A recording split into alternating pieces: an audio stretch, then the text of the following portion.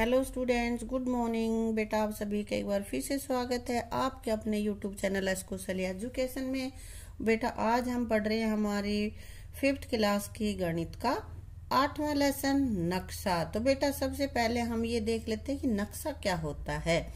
एक तो बेटा किसी भी वस्तु की, किसी भी स्थान की मतलब फोटो होती है सेम टू सेम। तो फोटो और नक्शा में क्या अंतर है ये देखते हैं हम। तो नक्शा क्या होता है बेटा? नक्शा होता है रेखाएं खींची हुई होती हैं जो कि फोटो से अलग होता है। चीजें वही होती है जो फोटो में वही है, लेकिन उनको रेखाओं के द्वारा हम प्रदर्शित करते हैं। और फोटो में जो जैसा है वैसा का वैसा उसकी फोटो खींची हुई होती है, वो डुप्लीकेट होता है उसका। ठीक है, ओरिजिनल चीज का डुप्लीकेट होता है फोटो। और नक्शा उसी फोटो को रेखाओं के द्वारा दिखाया जाता है कि कौन सी चीज कहाँ पे है। ठीक है, हम इस अध्याय में हम देख लेंगे कि कैसे हम नक्शा पढ़ना सीखेंगे, नक्शा में किस तरह से दूरी मापते हैं, किस तरह से हम उसको देखते हैं, समझते हैं, ये हम देखेंगे अपने इस अध्याय में। तो सबसे पहले देख लेते हैं यहाँ पे आसिया अपने स्कूल के साथियों के साथ गणतंत्र दिवस की परेड देखने के लिए इंडिया गेट गई है।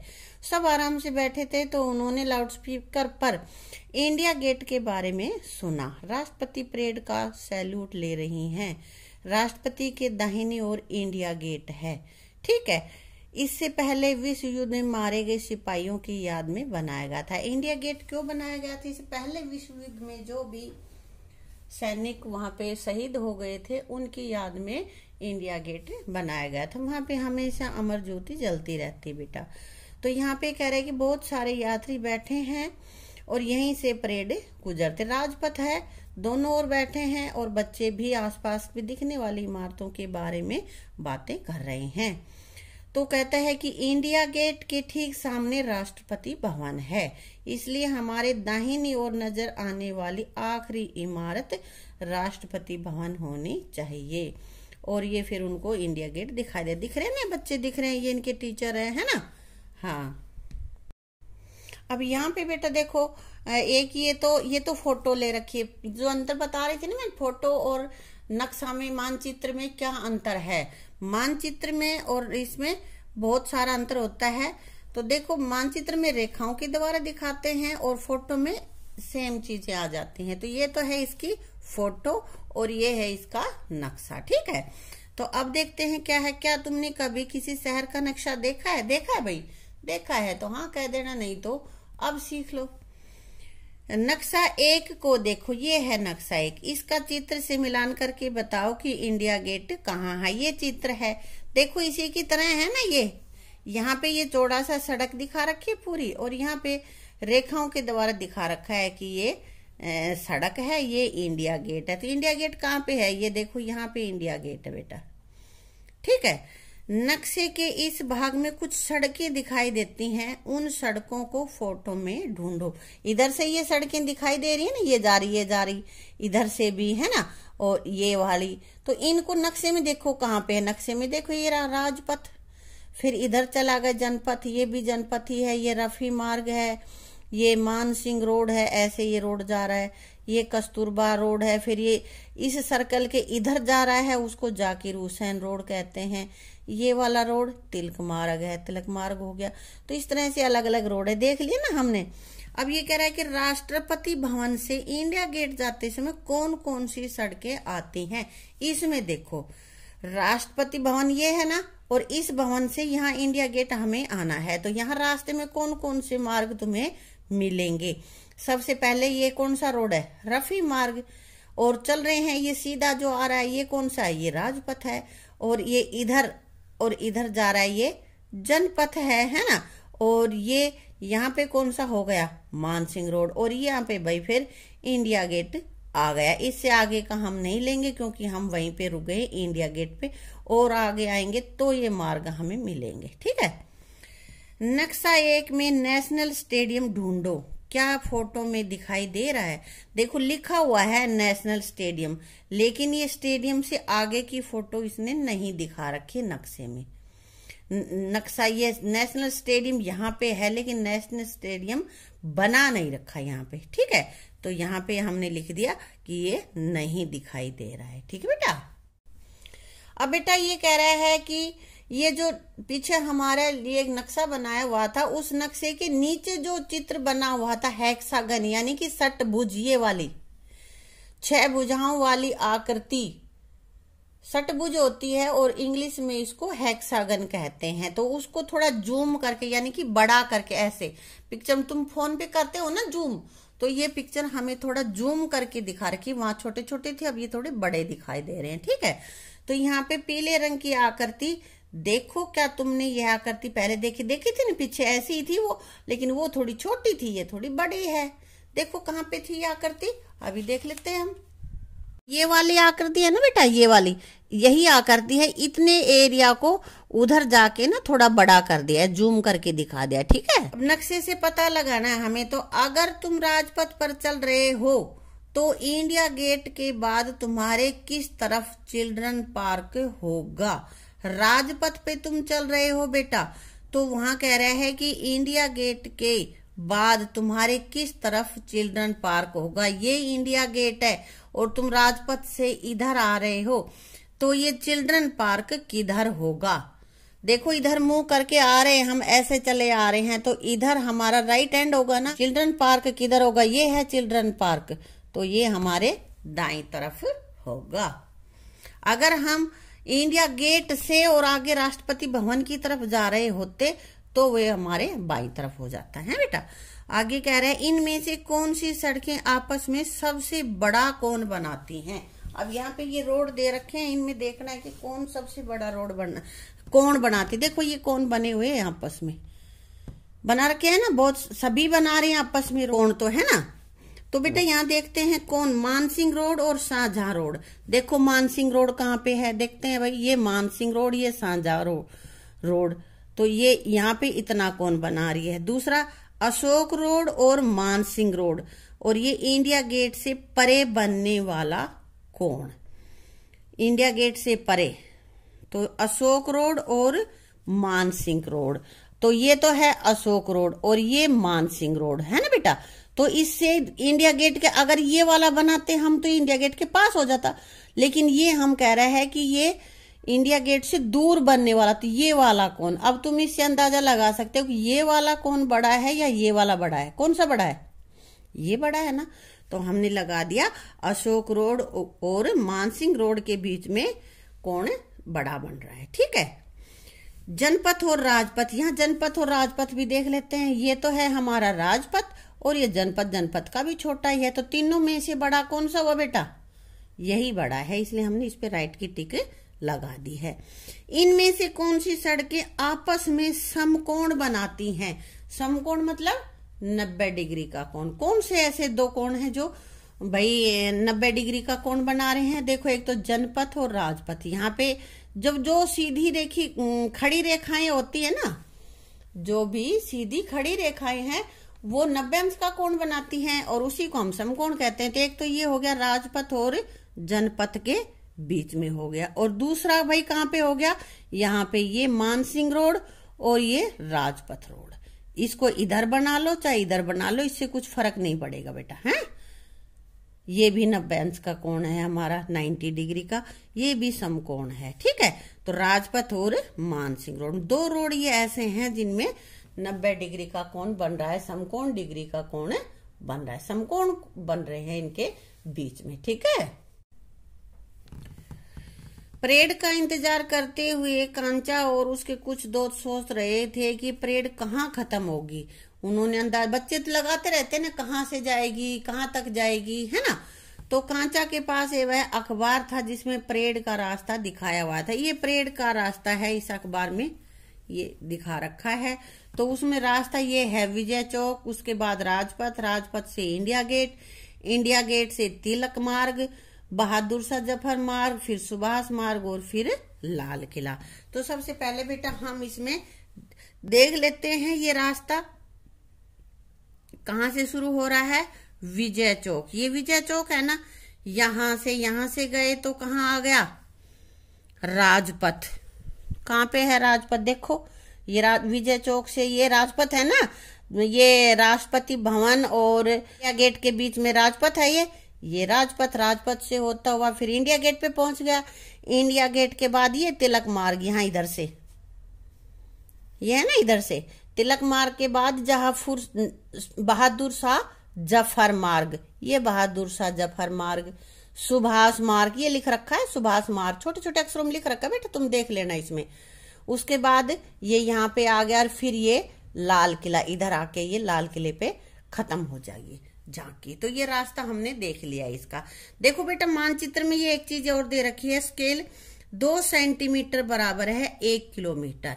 इसमें ये क्योंकि भाई उनके बीच में तो दूरी किलोमीटर्स में होती है, लेकिन मानचित्र तो हमें जो भी बनाना है वो तो हम एक कागज पे ही बनाएंगे ना। कागज पे हम माप लेते हैं कि भाई मान ले हमने 2 सेंटीमीटर दूरी ली है, वो 1 किलोमीटर के बराबर मान ली। तो यदि किन्हीं 2 स्थानों के बीच के 4 किलोमीटर है तो हम कितने सेंटीमीटर लेंगे? 8 सेंटीमीटर ले लेंगे, है ना, क्यों 1 की गुणा करी 4 और तो इसको भी 4 से करेंगे 8 सेंटीमीटर। यदि किन्हीं 2 स्थानों के बीच की दूरी 2 किलोमीटर है तो हम मानचित्र में कितने सेंटीमीटर लेंगे? 2 दूनी 4 सेंटीमीटर उनके बीच की दूरी दिखाएंगे। तो ये दूरियां यहाँ इसमें इसी हिसाब से लगा रखें, ये नहीं कि मन में आए वैसे ही लाइन खींच दिए, चाहे इसको स्केल से माप के तुम देख लेना, ठीक है बेटा। अरे देखो यह इंडिया गेट है और यह राष्ट्रपति, बच्चे आपस में देख रहे हैं इसमें, है ना। तो ये कह रहा है कि ये तो देखो इंडिया गेट और ये राष्ट्रपति भवन हो गया, फिर इनके बीच ये लंबी सड़क जो सीधी जा रही है हमने बता दिया है उसमें, ठीक है। ये सारी चीजें मैं बता चुकी हूँ तुम्हें, ठीक है। अब नक्शे में रास्ता दिखाओ। रास्ता हमने अभी देख ही लिया है, इंडिया गेट व राजपथ पर निशान लगाओ, लगा दिया ना, पीछे पेंसिल से लगाते आई थी मैं, वही रास्ता है। नक्शे को देखो और बताओ कौन सी सड़क सबसे लंबी है? बहादुर शाह जफर मार्ग, सुभाष मार्ग और तिलक मार्ग। तो नक्शा देखते हैं बेटा। तो देखो बेटा कौन सा रास्ता ज्यादा लंबा, बहादुर शाह जफर मार्ग या सुभाष मार्ग या तिलक मार्ग? तो देखो बहादुर शाह जफर मार्ग कहाँ है? बहादुर शाह जफर मार्ग ये रहा यहाँ तक, और आगे ये आ गया सुभाष मार्ग, ये यहाँ तक है, और एक है तिलक मार्ग। तिलक मार्ग देखो कहाँ पे है, ये है। और इन सब में कौन सा मार्ग लंबा है? तुम स्केल से माप के तब बताना बेटा। तिलक मार्ग देखो यहाँ से लेके यहाँ तक का है, ये जो लगा रखा है, ठीक है। और उसके बाद यहाँ से और यहाँ तक का रोड हमारा हो गया ये बहादुर शाह जफर मार्ग, और ये हमारा है सुभाष मार्ग। तो इसको माप लेना और फिर जो तुम्हारे स्केल के हिसाब से जो छोटा बड़ा हो उस पे लगाना है। और ये मैंने नाप के देखा है, ये हमारा तिलक जो मार्ग है ये वाला यही बड़ा है। अगर रूबिया जामा मस्जिद की ओर से परेड देखने आ रही है तो सोचो उसे कितनी दूर चलना पड़ेगा। भाई वो आ रही है परेड देखने, कहाँ से? जामा मस्जिद की ओर से।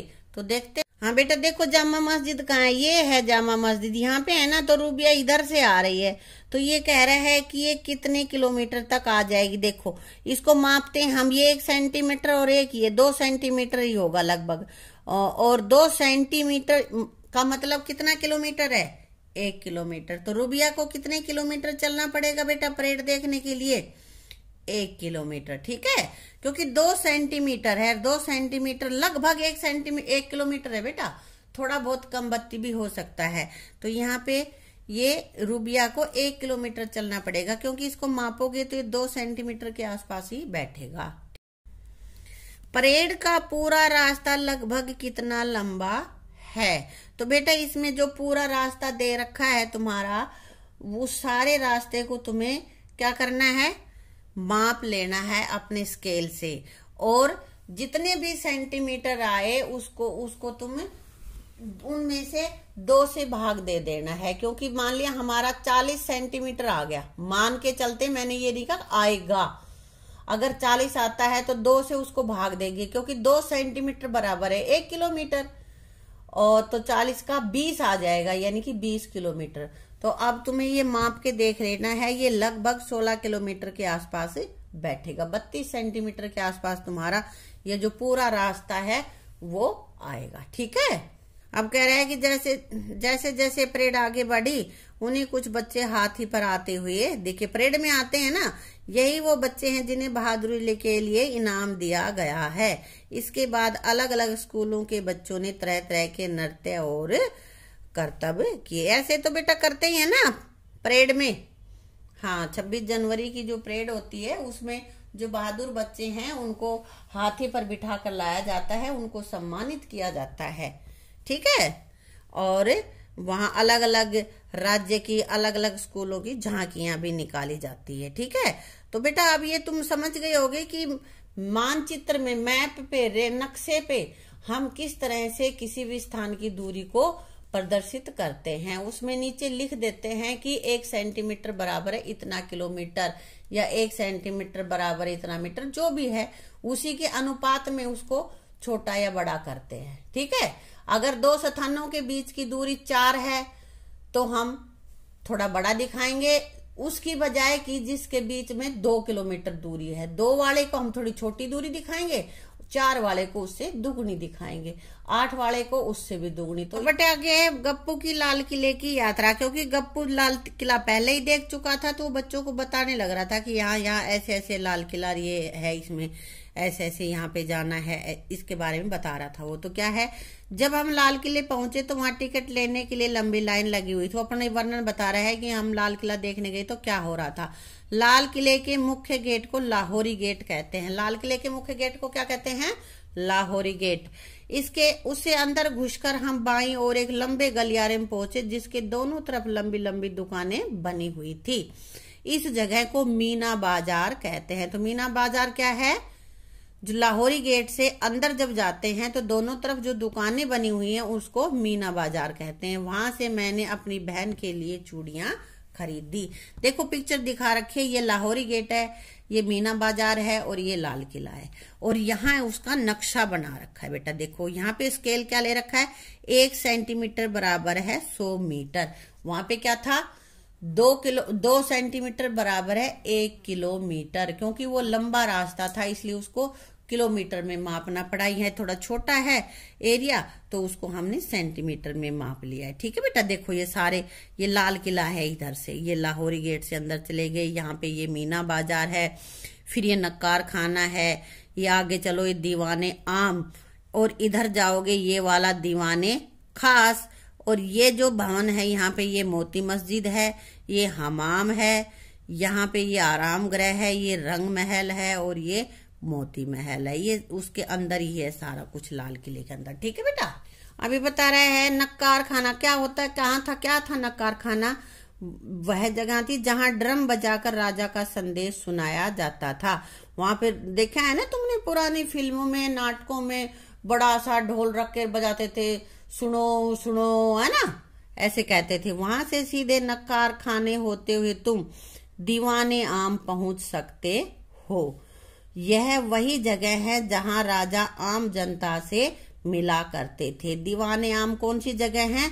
जहां राजा आम जनता से मिलते थे। दीवाने आम से सीधे सामने बढ़ते हुए हमने रंग महल देखा। यह बहुत खूबसूरत इमारत है।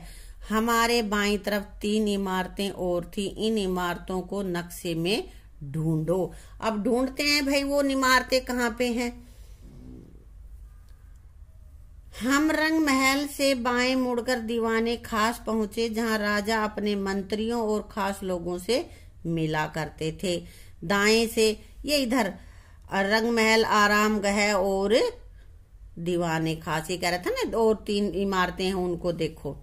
तो रंग महल के अंदर का ये ऐसा है और दीवाने खास के अंदर का इस तरह का है। अब हम यहाँ पे देख लेते नक्शे में जो ढूंढना है वो, इनमें से कौन सी इमारत यमुना नदी के ज्यादा पास है, दीवाने खास या दीवाने आम, दोनों में से कौन सी ज्यादा नजदीक है। तो देखते हैं नक्शे में बेटा। देखो बेटा कहाँ है यमुना, ये तो यमुना नदी है जो नीला नीला दिख रहा है, इधर यमुना नदी बह रही है। ठीक है, और यहाँ पे ये तो है हमारा दीवाने खास, ये, और ये है दीवाने आम। तो कौन सा ज्यादा यमुना के ज्यादा नजदीक है, आप बताओ। दीवाने खास यमुना के ज्यादा नजदीक है। ठीक है, अब बेटा यहाँ पे देखते हैं किन दो इमारतों के बीच आरामगाह है। आरामगाह कहाँ पे है ये देखते हैं पीछे। और दूसरा सवाल हमें देखना है, रंग महल से हमाम की ओर जाते हुए तुम किन इमारतों से गुजरोगे। एक तो ये देखते हैं कि आरामगाह कहाँ पे है, और दूसरा कि रंग महल से हमाम की ओर जाते हुए किन किन इमारतों से मिलोगे। तो देखो यहाँ पे कहाँ पे है आरामगाह।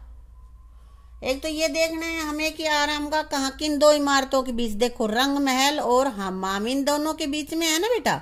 देखो ये रंग महल है और ये आरामगाह, और इनके बीच में ये आरामगाह है, हमाम और रंग महल के बीच में।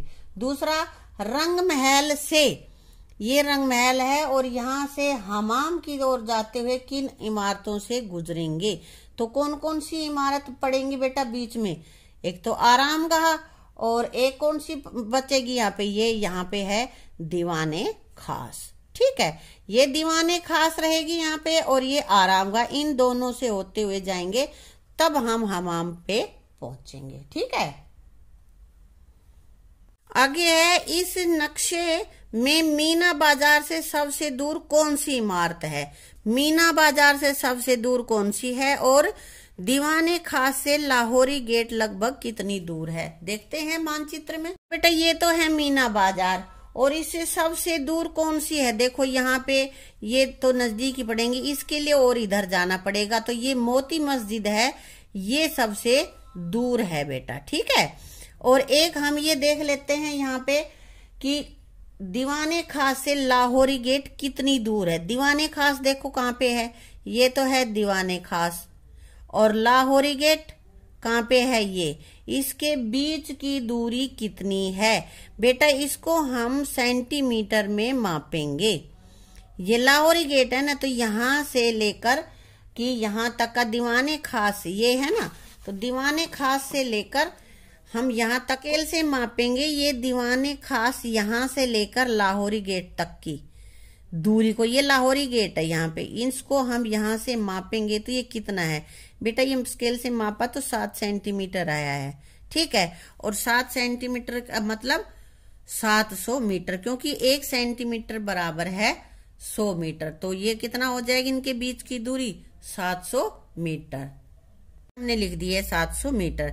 बेटा ये मैंने इधर लिख दिए हैं, इनको तुम देख लेना। ठीक है, और ये इस वीडियो को हम यहीं पे समाप्त करते हैं, और बाकी बचा हुआ जो अभ्यास है उसको हम करेंगे अगली वीडियो में। जब तक तुम नक्शे को अच्छे से पढ़ना, उसकी दूरी को मापना सीख लेना। ठीक है बेटा, थैंक यू।